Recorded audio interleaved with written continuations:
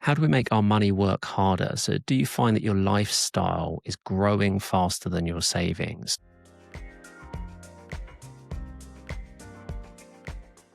Let's talk about how that can happen and how we can get a handle on where our money is going in order to hit our financial goals. We often see clients that we talk to fall foul of what we call lifestyle creep. So we know that for most people throughout their career, their income is likely to increase over time, not always directly, not always every year, not always in a smooth fashion.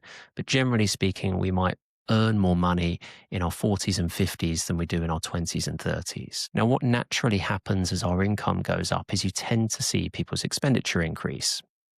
And that's perfectly fine. One of the luxuries that earning a higher income allows you is to spend more money on things that you enjoy. You've got more disposable income, hopefully, to spend on holidays, on clothing, on meals out, whatever it might be. The issue that we see with lifestyle creep is that quite often your expenditure can creep up in all areas and not just those that are important to you. We see people who might go and buy a very similar car to their peers, their neighbors, their work colleagues, or their friends or family. And perhaps their circumstances are completely different.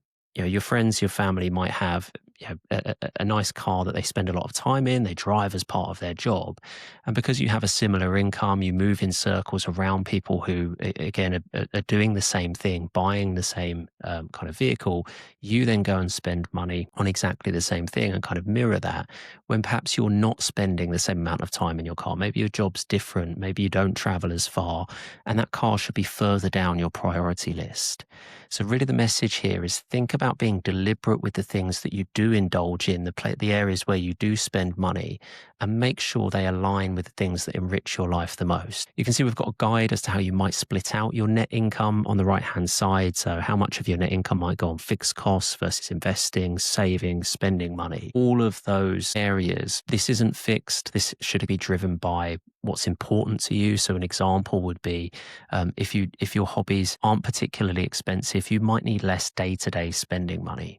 It might be more important to you that you have a nicer home. Perhaps you spend more time in your home than your peers, your loved ones, your relatives, in which case you might be willing to creep up that kind of fixed cost bracket, spend more money on that because it delivers you more enjoyment. So do give some thought to that. And again, let's have a really clear picture on the areas that are important to you and focus our money towards them. We're going to talk about investing. Now, the reason that we invest, if we step back from investing, the reason that we do it in the first place is because the cost of living goes up over time. So we know that we have inflation. Inflation has its peaks and troughs. So it's not too long ago that we saw double-digit levels of inflation in the UK. That has thankfully now settled down. If we look over longer periods of time, we tend to see more sensible averages so that we can build some expectation as to what our future might look like. Now, we don't know how the cost of living will go up in the next 10 years, 20 years, 30 years. But if we look backwards, we can see that on average over the last 30 years, we've seen 3.4% per year in terms of inflation. So the cost of living our bills, our food shop, whatever it might be, on average, have equaled an increase of 3.4% per year. Now, what that tells us is that if we want to plan for the future, we need to get our money working for us. We need our savings and investments to be at least matching inflation. We also need to factor in that there's costs to investing. So investing isn't free. We pay fees to providers for funds. You might pay for advice as well. And if we factor in those costs, it might be more like 4 or 4.5% that we need our money to earn as interest or investment returns in order to keep up with the cost of living. So that's in order to make sure that the money we're saving or investing maintains its spending power. Now, there are lots of ways that we can invest. There are dozens of ways we can invest money. We're going to stick here to looking at 3 examples that have stood the test of time. Okay, so these areas have worked for decades and they've all got a specific purpose. Now, we're going to start with the most common type of investment. I'd call this savings as opposed to investment. But the most common of these 3 is cash. And when we say cash, we mean money on deposit. So that's money in a bank account, a savings account. It might be a cash ISA that you hold. Now, if you have money on deposit, generally you'll get some interest paid by the bank that you're using. And that interest is sometimes seen as growth. Sometimes people see that as free money that you're getting back for the money you have on deposit. The issue that we see is that although there are peaks and troughs with interest rates, and interest rates are relatively high at the moment, they do tend to be or seem to be coming down. The issue that we see over the long term is that those interest rates do not keep up with inflation. So the average interest we've seen, looking at 1 month Treasury bills, which closely maps the kind of average for interest in UK bank accounts, has been 3% over that same 30-year period against 3.4% inflation. So that means that very, very slowly, any money that we have in the bank is going down in value. It's losing spending power, even if the number on the screen when we log in is going up. So cash tends to be well suited for the short term, not particularly well suited for the long term. Our long term goals shouldn't really be funded by savings that we have in cash. So what do we use instead? Well, we have two other vehicles that again have stood the test of time. And the truth is that most investments, certainly if you have a pension, if you open an investment ISA, they will typically use a blend of these two other asset classes. We're going to start with fixed income investments. So typically this would be bonds. Now what we're looking at here is the Bloomberg bond index. So this represents how bonds globally have behaved over the last 30 years on average. And we can see they've delivered a return of 5.3%. So they've beaten inflation, they've covered the cost of investing. So that's the good news, 2 ticks there. And they do that in relatively steady fashion, as we're going to come on to see. The problem or the risk with bonds and fixed income style investment is that there's not a huge amount of growth there to give up. Okay, so they've beaten inflation, they've covered the cost of investing, but not by a huge margin. And we'll come back to why that might be an issue for some in a few moments' time. Our other vehicle we've got is equities. So this would be stocks and shares. Again, we're just looking at an industry average here. We're looking at the MSCI World Index. So it's important that we look globally when we're talking about investing. So globally, the stock market has delivered a 9.4% return on average over the last 30 years. So we can see the biggest return, the most growth has come from the equity markets, from the stocks and shares. So a fair question would be, why don't we just utilize those equity markets? Why would we consider using cash or fixed income at all? Now, the reason for that, if we look down at the bottom of the page here, is that those stocks and shares do not achieve that return in smooth fashion. Okay, so most of you will know before watching this video that the stock market is turbulent. Yeah, we have really good years of growth. We also have downturns. They come around relatively regularly. So actually, statistically, 1 in every 4 years, we tend to have a negative year on the stock market where the money you invest will make a loss and you'll have less in the account than you deposited. That does also mean that 3 out of 4 years, statistically, you're making a return, you're making some growth, and that's how we get to that 9.4% average. So we can see across the bottom here how stocks and shares have behaved over the last 30 years. We can see some of the downturns, some of the fluctuations that have taken place.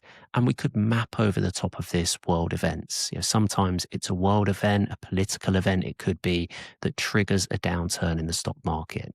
So that might be the financial crisis we saw in 2008. It could be COVID, as we saw in 2020. It could be the trade war that we have going on, thanks to President Trump, 2025. There is turbulence in the marketplace.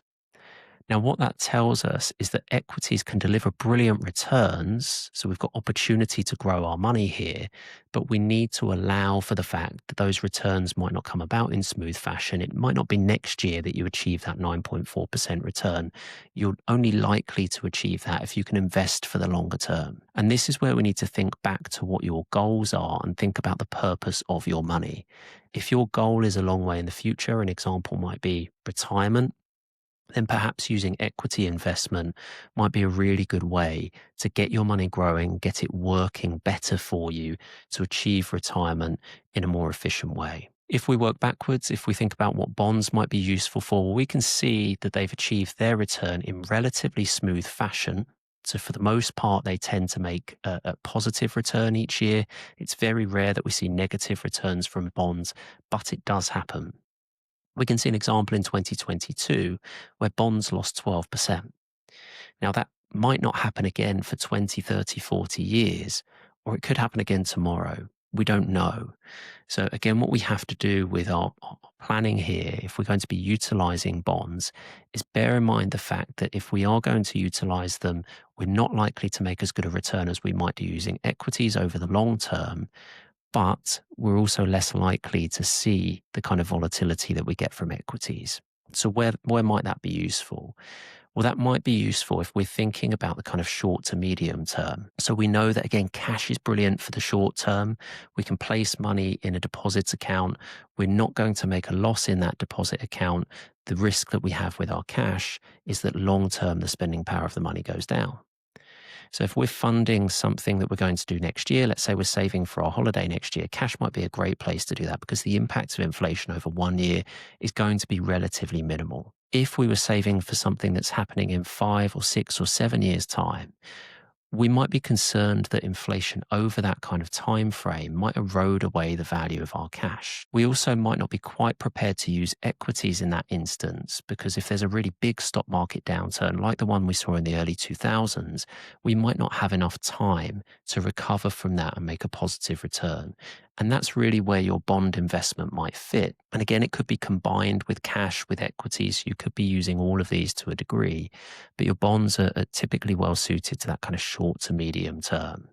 So do think about, again, the purpose of your investment, what you're aiming for it to do, and hopefully that can help to shape the asset class, the type of investment that you use to reach your goals. If we're looking specifically at stocks, shares, equity style investing, again, we've seen there the average return over the last 30 years for the marketplace. There's a couple of ways that we can make stock market investment fall down. So we might understand that if we're investing for the long term, we want to get some growth and we're going to use equity stocks and shares in order to do that. How can we break that? How can we make that fall down? Well, number one, we could take the money out when the market goes down. So the stock market, again, it falls periodically. There's lots of different reasons that can happen, and each reason might seem different to the last. It might seem that when we're in the midst of a stock market downturn, that it's going to be longer lasting or somehow worse than the last one. Again, it's fairly typical for the market to fall. If we pull our money out of the investment while the markets are down, we make any loss real. Okay, we crystallize that and we stop the opportunity that investment has to recover as the markets come back. And we do see the markets come back over the long term. So that's one way that we can make that plan fall down. The other is we might indulge in some form of single stock investing. So, okay, the market moves as a whole, averaging that 9.4% return over the last 30 years, but that's the aggregate of tens of thousands of stock. Some of the companies on the stock market across that 30-year period have gone out of business. So if we go back 30 years and we were to say, okay, I'm going to utilize stock market investing, I'm going to, for instance, pick 5 companies that I'm going to invest my money in. Well, if I pick the right 5 at that point in time, I might deliver far better than 9.4% average return. I could achieve double that. I could achieve treble that if I pick the right stock. Equally, if I pick the wrong 5 companies, all 5 could go out of business. And now I've lost everything that I've invested. So if we're thinking about that in the context of your plan, again, let's imagine you're investing in the stock market in order to fund your retirement account. Losing everything that goes in there by investing in single stock would be pretty catastrophic for most of us. Okay, so we want to avoid taking that risk. The way that we can avoid taking that risk is, rather than investing in 5 stocks, perhaps we invest in 50. That might give us a better spread across different regions of the world, across different industries, some of which will be really successful in the future, some of which might face challenges. Better than 50 stocks, maybe we can invest in 500, 5,000. And the more we can have that spread, that diversification across industries, across different regions of the world, the more likely we are to stay close to that average return that the stock market delivers. We don't have to beat the stock market. We're not trying to outsmart anything here. It's just about using that vehicle and the way it typically behaves to facilitate your plan and fund the lifestyle that you want. We're going to talk now about an income threshold that creates a cliff edge for parents who are trying to fund the cost of their childcare. So we know that bringing up children in the UK is very expensive business. Childcare costs are significant, and most people have access to 2 schemes that are designed to help with those costs. Now, the first is called tax-free childcare, and this allows you to deposit money into an account through HMRC, and you then get a 20% uplift on anything you deposit, which you can then use towards the cost of paying nursery fees or a childminder. There is a cap of £2,000 per year on that uplift. So you could deposit up to £8,000 a year and get a bonus essentially of £2,000. And then again, use that money to go and pay for your childcare. Now, on top of that, all parents of 3 and 4-year-olds can access 15 hours a week of free childcare. So this is for parents of younger children. This is called, this is free childcare hours that you're accessing as opposed to the tax-free childcare. Now, you can get 30 hours if you're in Scotland. If you're in England, those earning under £100,000 can get access to 15 hours of free childcare hours for 1 and 2-year-olds and an additional 15 hours for 3 and 4-year-olds. It could be up to 30 hours for 3 and 4-year-olds. However, if one parent starts to earn over £100,000, and again, it's a cliff edge here, so if you earn a penny more than £100,000, you lose access to both of those schemes.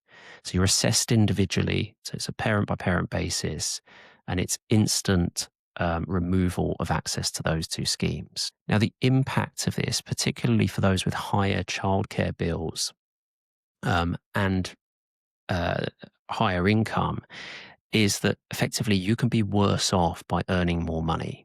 So you could be better off earning £100,000 and having access to the schemes as opposed to earning £110,000 and losing access to those two schemes. Now, the tool that you have in your armory to try and manage this there's two things you can do. Number one is you could make a pension contribution.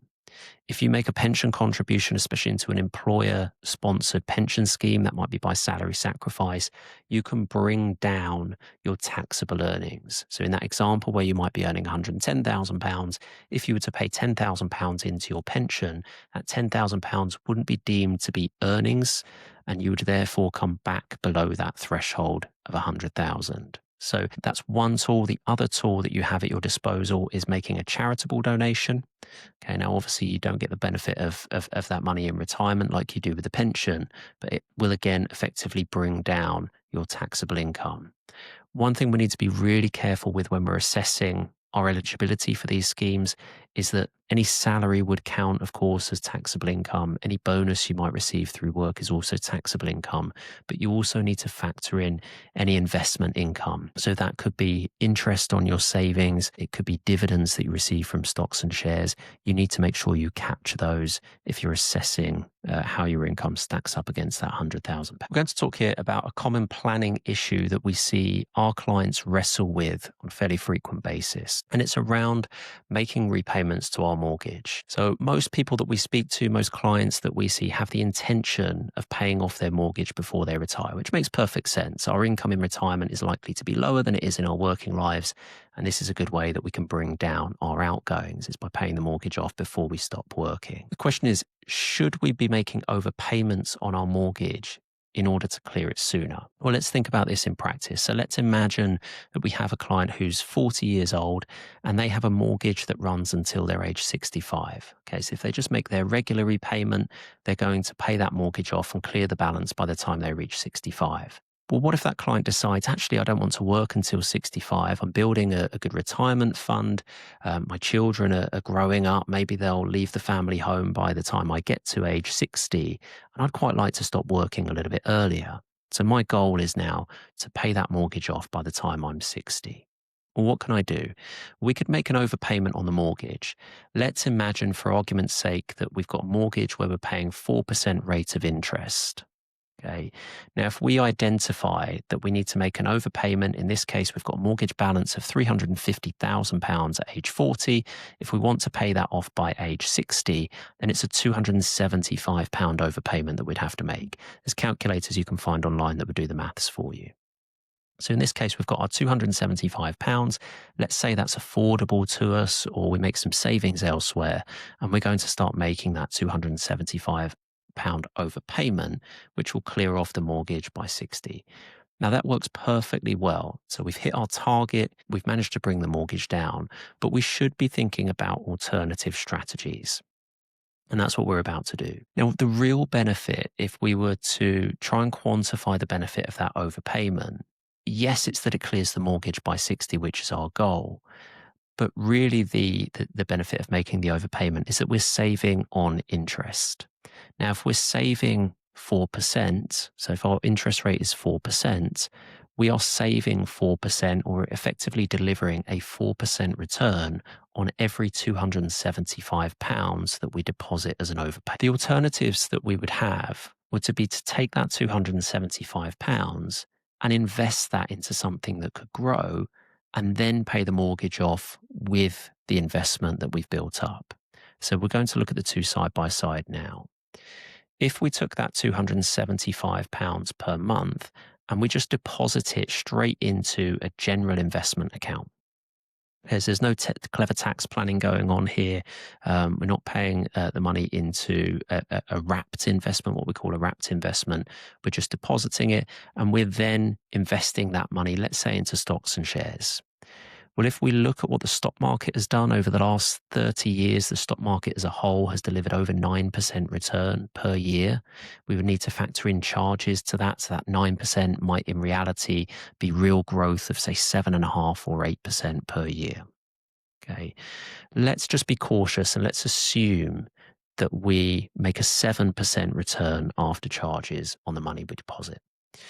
Well, if we habitually deposit that £275 into an investment from age 40 to age 60 and we get a 7% return, we would build up a significant fund that would allow us to clear the remaining mortgage balance at 60. Mortgage balance at 60 would have been £100,000. We can clear that £100,000 and we would have around about £26,000 left. That's assuming that we have to pay tax on our gain. So if we make a gain on the investment, if the investment grows, we'll pay some capital gains tax. That would come off of our fund that we build. We've paid £18,000 in tax, capital gains tax. We've cleared the mortgage of £100,000 and we've still got £26,000 left in our pocket. Okay, so that could work really well. The downside or the risk of that is that where the mortgage payment is guaranteed to reduce the mortgage balance, we know we're going to save that 4%. We know we're going to have cleared the mortgage by age 60. We don't know that the stock market is going to deliver a 7% per year over the next 20 years. It may do much better than that, but it could fall below that markers. There is risk involved in using this strategy. But with some tax planning, we can help to mitigate that risk. So let's imagine that this time we make that same deposit of £275 per month. Again, we're investing the money globally in the stock market, so we get a return of 7% per year. But this time we've made the deposit into an ISA. So this is a stocks and shares ISA. Now, the benefit that the ISA has is there's no tax to pay on the investment return that we achieve in that environment. Now, over that 20-year journey with that level of growth that we've set out, that would mean we can again pay the mortgage off. And this time, instead of having £26,000 left in our pocket at the end, we would have £44,000 at that rate of 7%. So that effectively, through using the right tax wrapper, gives us a bigger buffer to help mitigate that risk. Now, finally, if we were to pay that money into a pension, bear in mind that all your pension is an investment account with some special tax rules around it. Well, the money could go into the pension tax-free, in effect.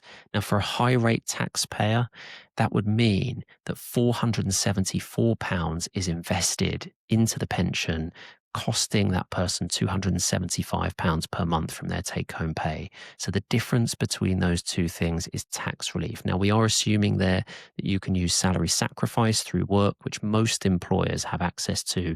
Not all do, but the message here would be the same. If you're self-employed or you're investing money into a pension in a different way, the message here will be similar. The numbers will change slightly. That £474 per month investment that costs us £275 would then have the opportunity, the possibility of growing to £250,000. So again, we can clear the mortgage off. We could utilize the fact that 25% of our withdrawal from our pension is tax-free. Even if we pay some tax on the way out, we're still going to be better off having invested that money into the pension. We'll be able to clear the mortgage off, achieve our objective, and we would have a balance in this instance of £123,000. So again, although there is risk here that the stock market doesn't do exactly what we've seen it do over the last 30 odd years in the next 20 years, that risk is quashed by the fact that we get a huge tax benefit by investing the money into a pension. Now, that only works if you're looking to pay the mortgage off beyond minimum retirement age. So we need to bear in mind that you can only access your pension from age 55. It'll be 57 from 2028. But if that is you and you're wrestling with these two things, it's really important that you factor in the tax treatment of the vehicle that you're using and not just the potential investment return. So we know that overpayments we make on the mortgage are from our taxed income, whereas we can make pension contributions from our pre-tax income, and that can make a huge difference to the outcome that you see.